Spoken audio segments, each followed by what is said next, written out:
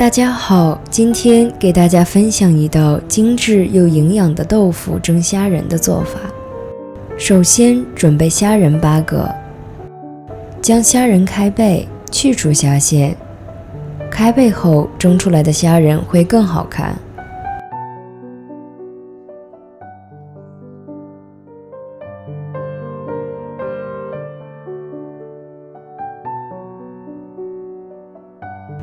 日本豆腐切1厘米厚，切的时候要小心一点，因为这个豆腐比较容易碎。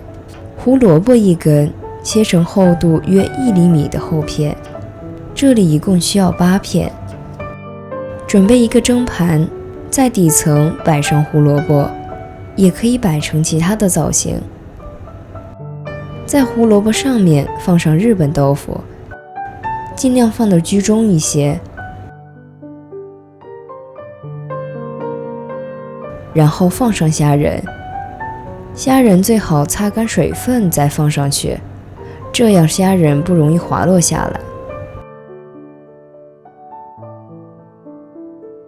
最后在每个虾仁上面摆上1粒青豆，让整体颜色更加显眼。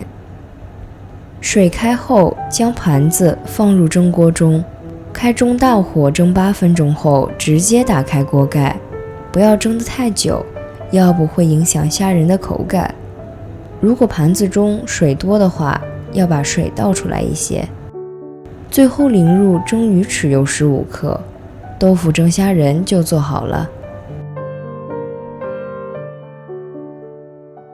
有疑问的朋友们可以留言，熊猫小厨尽量一一解答。